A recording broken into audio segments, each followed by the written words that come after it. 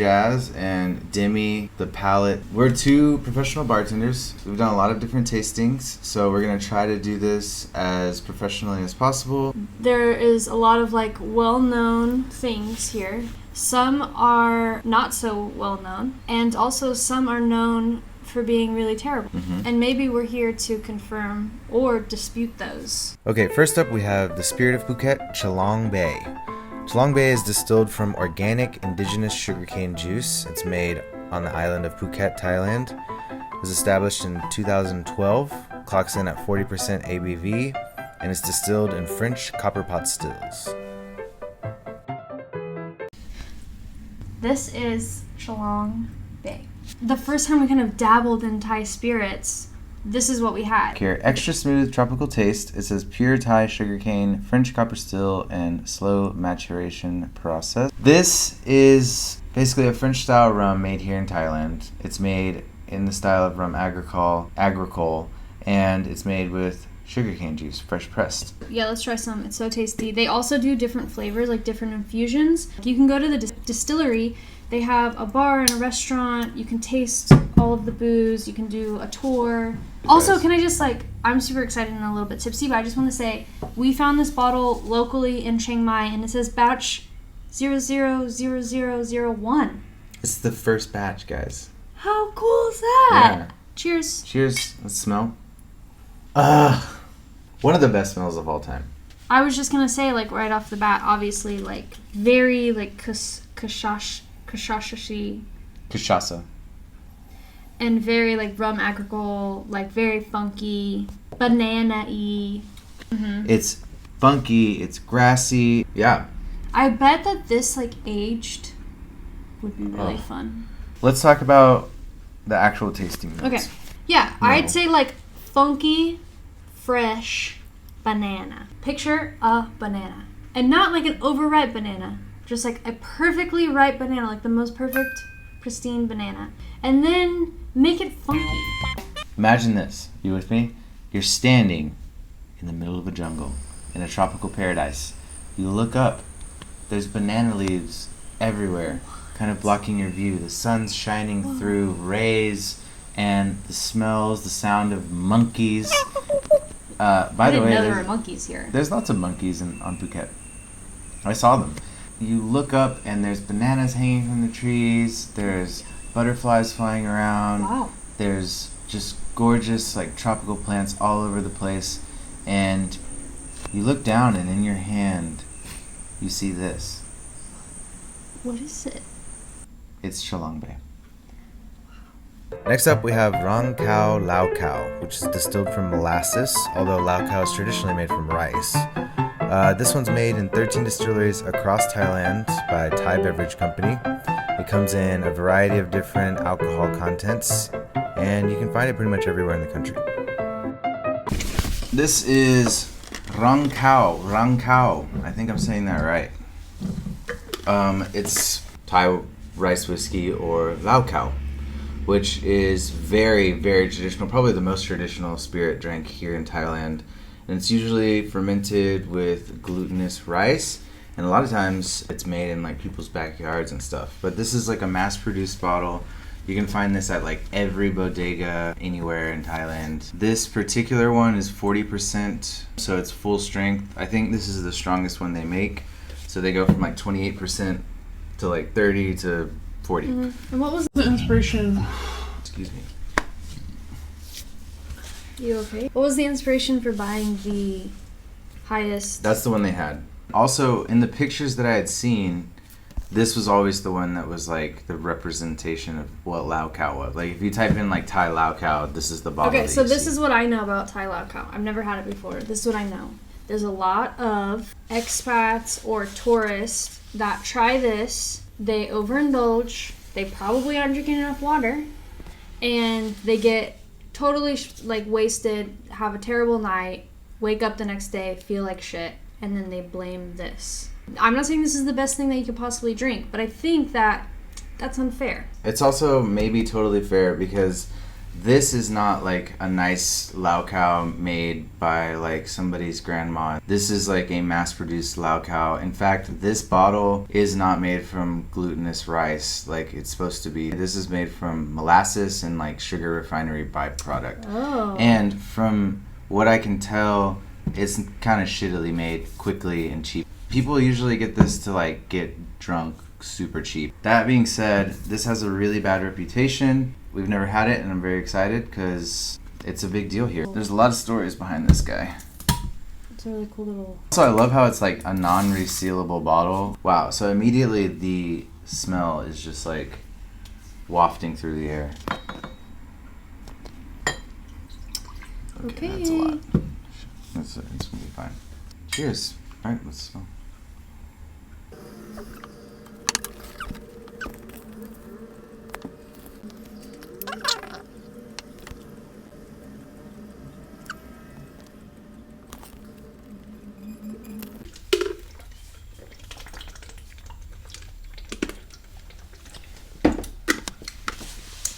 I did not wash it out at all. In fact, I wonder if like adding a little bit of water to this would be like... Oh my god, I see. It's like... Oh. That does not help. That didn't brings out think the it would. worst in it. Yeah, I didn't think that would help. Woo! I really only had like one smell.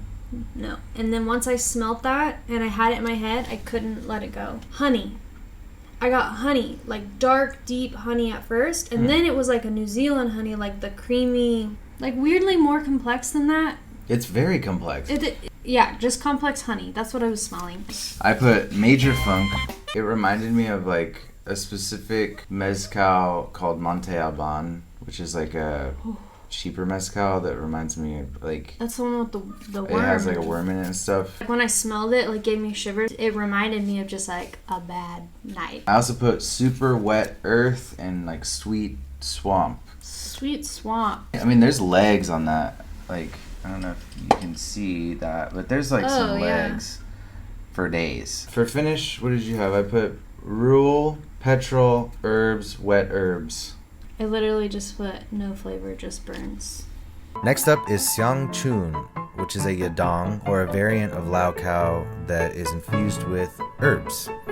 It's also made in Thailand by Thai Beverage Company and sold in 2 different ABVs.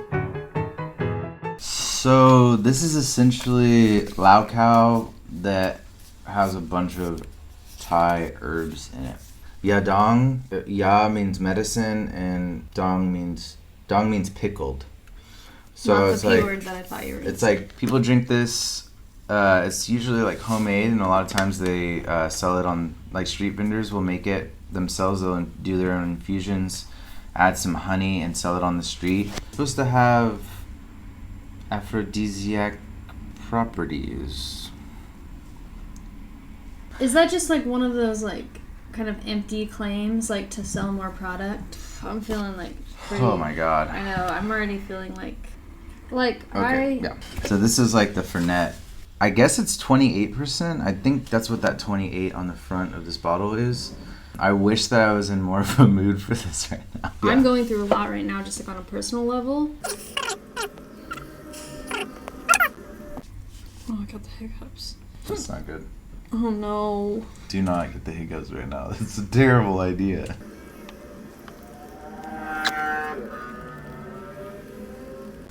Go ahead. Okay, on my nose.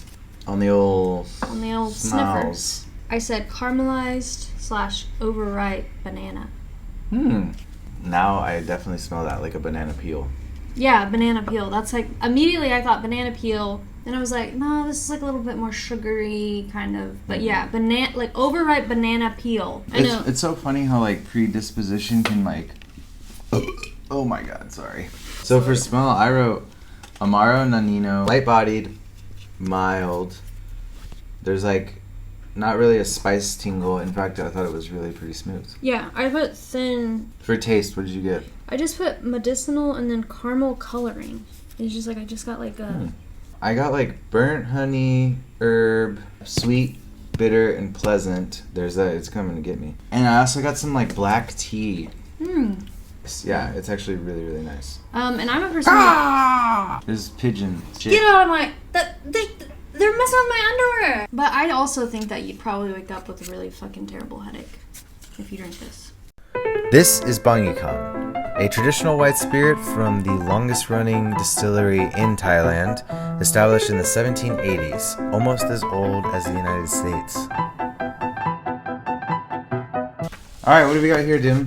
This is what I like to call Bangyikhan. As you can maybe see, we have done a little taste testing. So maybe we don't need to do this. Yeah, I don't think I need that. Oh, we're getting rid of the... We're cool, we're casual, we're fun. Look at us. Pins. We're going off script, guys. Who needs them? Paper? Whatever. Well, let's taste Bangyikhan. So, this is a white spirits, which I think is hilarious. Yes. And I also love this label. I mean, come on. It's a design. So, Bangyikhan is also a Lao Cao from my extensive research. It is 95% molasses and 5% glutinous rice. So this is actually the only thing we've tasted so far that for sure actually has like glutinous rice in the ferment, like in the actual mash bill. So Bangyikhan Distillery has been around since like I think the 17 somethings. Which is a long time. Very, very old school thing. It's also like very, very affordable. Like Demi said, this is like a $5 bottle. Cheers. First we don't just normally drink it like this, smell. but I said and I stand by. This smells like racia, like it smells like racia and also a little bit like of a pisco vibe. Fruity and earthy. Yeah, like, fruity and earthy. It's got like that. More fruity than earthy. It's got like that. More fruity than earthy. Fruity than earthy. Really nice. I mean, this is just me, devil's advocate over here. You could a little bit say, I used to when I was a kid. My mom would get scented nail polish remover, and it kind of smells of like acetone has like a special place in my heart. Like the smell of like my mom painting her nails is like a nice smell. I enjoy this kind of nail polish remover. I feel the same way too. Fruity, earthy nail polish remover. Yeah. But like in a nice way. But yeah, like we like it. Let's taste. Okay. I've said it once, I'll say it again. I definitely get pisco vibes from this.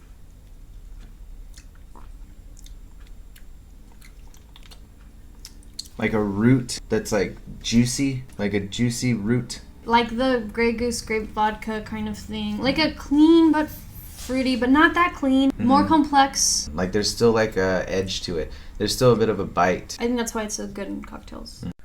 Here it is, Sang Som Special Rum from the Sang Som Distillery. It was established in 1977.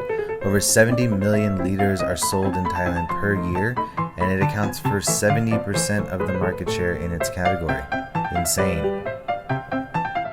Sang Som. Is this rolling? So. Sang a little song. Sang a little song for me. So, this is Sang Som, our representative for the darker spirits. So, Sang Som Special Rum is made through a production process that uses natural ingredients such as cane molasses, blended further with a concentrated mix of Thai herb spices, and is finally left to age in oak casks. I have done research and I'm not sure what the Thai spices are. Aging process is about 5 years. This also won some awards in 82, 83, and 2006 in Madrid, and Barcelona, I respectively. wonder what happened in between that. I mean, it's kind of a big... It's like 20 years. I've heard that if you go order like a whiskey Coke, this is what they give you. After World War II, brandy and whiskeys were being imported into Thailand, and in order to compete directly with that, they started making this stuff. And it was meant to be like the Thai alternative to whiskey and brandy. Let's smell. Super sweet, caramel. Pretty hard for me to get any smells. I mean, it smells like vanilla and caramel. And yeah, vanilla for sure. Delicious. I'm sure it's like probably super fake, but... I kind of am getting that vibe. You say it's aged 5 years, and that's like awesome. Yeah, but I think what I read was that it's aged 5 years and blended. So it's possible that some parts of it are aged for 5 years and others aren't. fake vanilla and caramel flavoring. I mean, it And I most probably likely does. Yeah. I'm not hating it, to be honest. I mean, that's why it's there, right? To make Yeah. it more appealing and more I'm not too pleasant. good for this. At this point, I mean, we're not too good for anything. So when I first tasted this, it tasted like Sailor Jerry's or like Captain Morgan kind of vibe, like spiced rum. Tasting this right now, it tastes like straight up vanilla extract, cookie dough Yeah. or something. Yeah. Like it's got like the baking spice and vanilla extract. Yeah, it's like unsettlingly good and easy to drink. Like, it's like, why is it this way? There's something sinister It's about how definitely, like- this tastes. There's a sketchiness to that. Yeah. Actually, like it's sort of horrible in a way. We've had it mostly in cocktails recently, so in those use cases, it's really nice because it comes through as like this like really nice baking spice vanilla caramel note. If we could afford to get a better bottle than this, I think we would. And like, we probably wouldn't be keeping this on our back bar at all times. Like, if I'm a business owner or a bar owner, I don't have to pay the crazy taxes on this that I have to pay on a rum from anywhere else in the world. It's this, yeah. It is what it is. Yeah, it is what it is. I think that's like a good place to leave it, to be honest. Lastly, we have Maa Jai Dum and their Flowery, their flagship spirit. It's distilled from the nectar of coconut blossoms. It's made in Chiang Mai, Thailand for the last 15 years, and it is 40% alcohol by volume. So this is Maa Jai Dum. This is their Flowery, so this is their flagship bottle, and we're super excited. We haven't tried this yet. Ooh, I love the little bulldog. White spirit made from the nectar of the coconut flower. Palm trees, and then there's the coconut blossom, which are gorgeous. And this is distilled from the nectar of the flower, not the It's coconut. crazy. Which I've never heard of, yeah. Anything like that. So this is a completely brand new style of spirit for us. We've never tasted anything like this. I think for a lot of people, this would be a brand new spirit. Yeah, I think what's so cool about this is he's essentially looking to create national Thai spirit that's unique to Thailand, which I think is like so rad. So we're going to go visit them in a couple of days, actually. We're going to find out more about this. So I'm super excited to try it. So can we please try it now? Yeah, let's try it.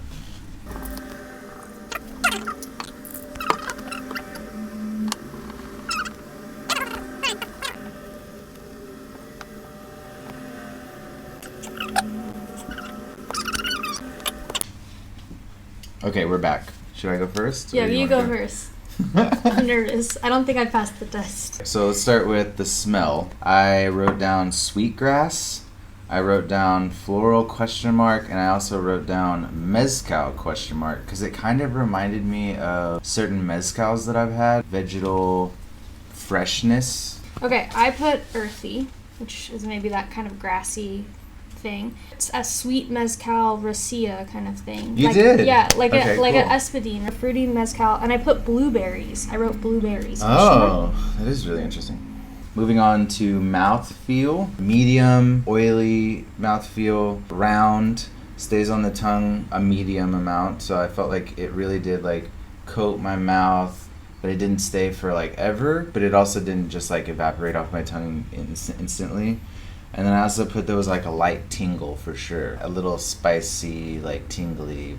This is the only thing I wrote. Thick, with 2 C's, ish. Thick-ish. I mean, pretty. Finish, I sorry to skip ahead to the finish, but I put lingering tingly. Because Yeah. I felt like the tingling carried on. It reminded me of like the last time I had Grey Goose. Oh my god. Okay, so can we move on to taste? Okay, yeah, let's go. I put pollen, and I put fresh, and I put, there's a spicy tingle, which is mouthfeel. That's not like a taste. Sort of like a mintiness too. Oh yeah, like Herbaceous vibe as well. I think that I would treat this as a vodka, like a nice vodka. For me, it's between a vodka and a really nice mezcal.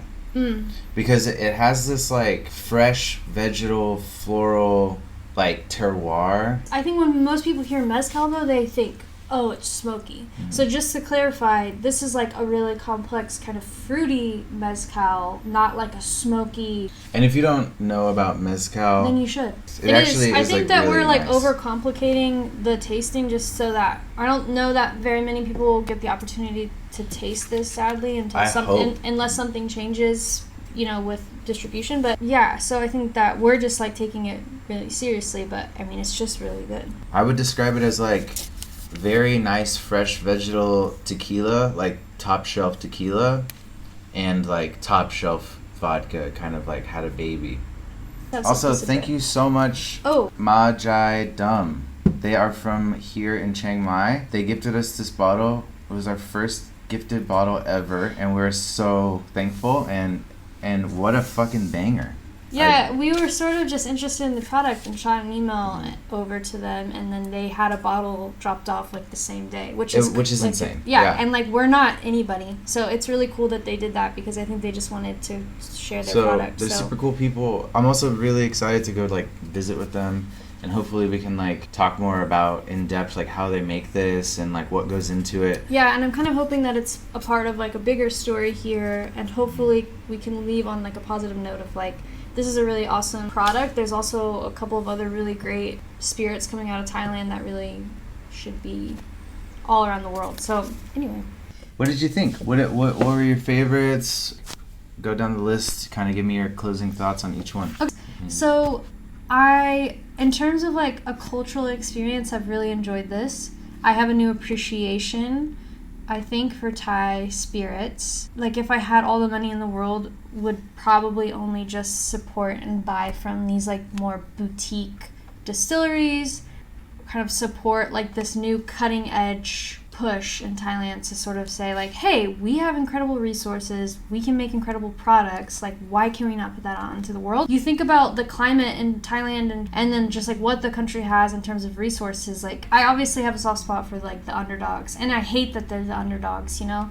And I think that this goes into like the bigger, broader story that we want to tell about spirits in Thailand in terms of like, why is this 70% of the market share? This was really, really fun and interesting, and it was so exciting to like get to know Thailand through spirits. And I think getting to know cultures through drinks and food is like something that we're really passionate about. If you guys enjoyed this video, please show us by liking, subscribing. Yeah.